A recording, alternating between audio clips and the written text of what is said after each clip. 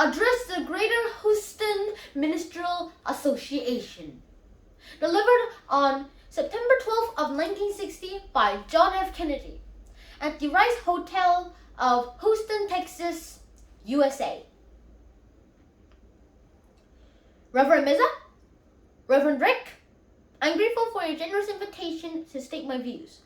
While the so-called religious issue is necessarily and properly the chief topic here tonight, I want to emphasize from the outset that I believe that we have far more critical issues in the 1960 campaign.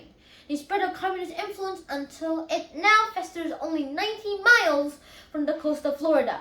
The humiliating treatment of our president and vice president by those who can no longer respect our power. The hungry children I saw in West Virginia, the old people who cannot pay their doctor bills, the families forced to give up their farms, and America with too many slums, with too few schools, and too late to the moon and outer space. These are the real issues which should decide this campaign. And they are not religious issues. For war and hunger and ignorance and despair know no religious barrier. But because I'm a Catholic and no Catholic has ever been elected president, the real issues in this campaign have been obscured, perhaps deliberately, in some quarters less responsible than this. So it is apparently necessary for me to state once again not what kind of church I believe in, for that shouldn't be important only to me, but what kind of America I believe in. I believe in an America where the separation of the church and the state is absolute, where no Catholic prelate would tell the president, should he be Catholic, how to act, and no person minister will tell his parishioners for whom to vote, where no church or church school is granted any public funds or political preference, and where no man is denied public office merely because his religion differs from the president who might appoint him or the people who might elect him.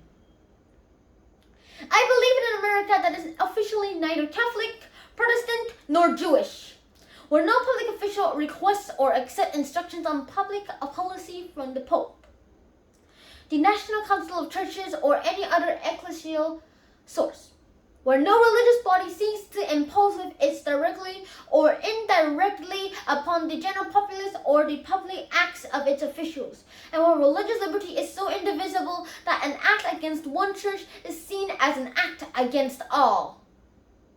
For while this year it may be a Catholic against whom the finger of suspicion is pointed, in other years it has been and may someday be again a Jew, or Quaker, or Unitarian, or Baptist.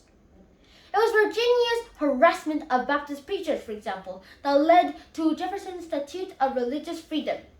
Today I may be the victim, but tomorrow it may be you, until the whole fabric of our harmonious society is ripped apart at a time of great national peril. Finally, I believe in an America where religious intolerance will someday end, where all men and all churches are treated as equals, where every man has the same right to attend or not attend to the church of his choice, where there is no Catholic vote, no anti-Catholic vote, no block voting of any kind, and where Catholic, Protestants, and Jews at both the lay and pastoral levels will refrain from those attitudes of disdain and division which have so often marred their works in the past, and promote instead the American ideal of brotherhood. That is the kind of America in which I believe, and it represents the kind of presidency in which I believe. A great office that must be neither humbled by making it the instrument of any religious group nor tarnished by arbitrarily withholding it. Its occupancy for members of one religious group, I believe in president whose views on religion are his own private affair, neither imposed upon him by the nation, nor imposed by the nation upon him as a condition of holding that office. I would not look with favor upon a president working to subvert the First Amendment's guarantees of religious liberty, nor would our system of checks and balances permit him to do so.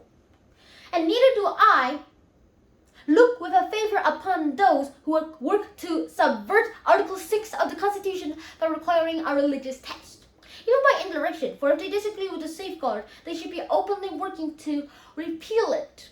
I want a chief executive whose public acts are responsible to all and obligated to none, who can attend any ceremony, service, or dinner his office may appropriately require of him to fulfill, and whose fulfillment of his presidential office is not limited or conditioned by any religious oath, ritual, or obligation.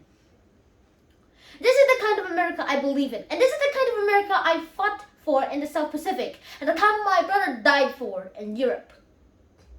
No one suggested then that we might have a divided loyalty, that we did not believe in liberty, or that we belong to a disloyal group that threatened, I quote, the freedoms for which our forefathers died. And in fact, this is the kind of America for which our forefathers did die, when they fled here to escape religious test oaths that denied office to members of the less favored churches.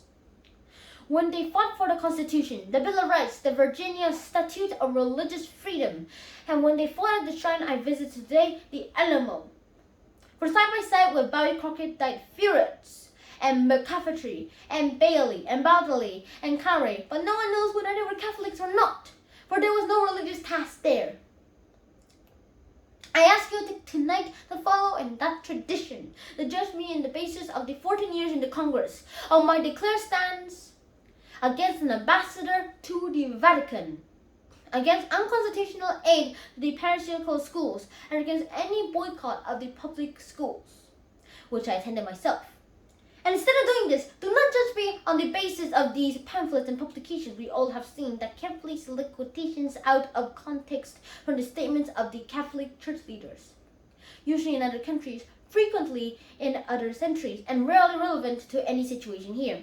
And always omitting, of course, the statement of the American bishops in 1948, which strongly endorsed church-state suppression and separation, and which more nearly reflects the views of almost every other American Catholic. I do not consider these other quotations binding upon my public acts. Why should you?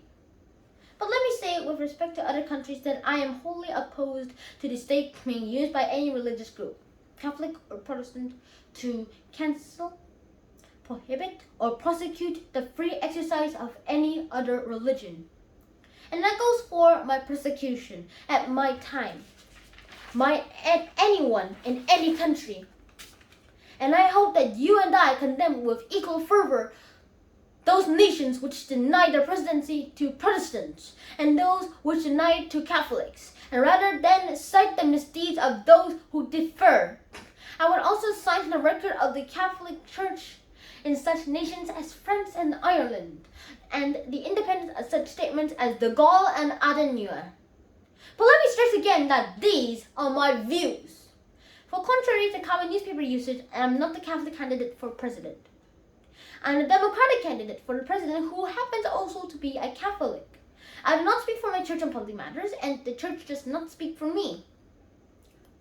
Whatever issue may come before me as president, if I should be elected, on birth control, divorce, censorship, gambling, or any other subject, I will make my decision in accordance with these views.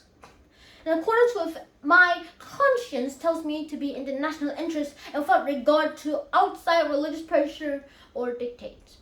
And no power or threat of punishment could cause me to decide otherwise.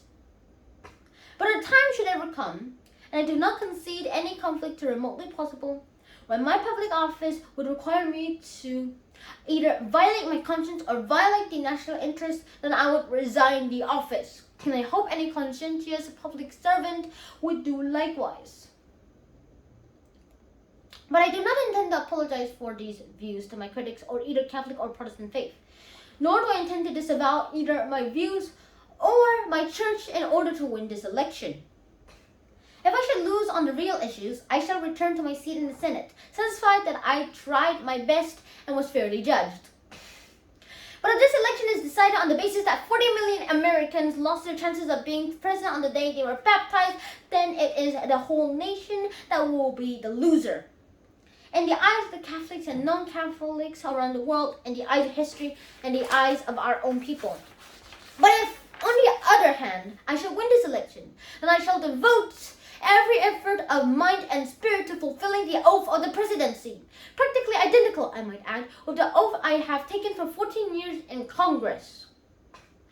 For without reservation, I can solemnly swear that I faithfully execute the office of President of the United States and will to the best of my ability preserve, protect, and defend the Constitution. So help me God. Thank you.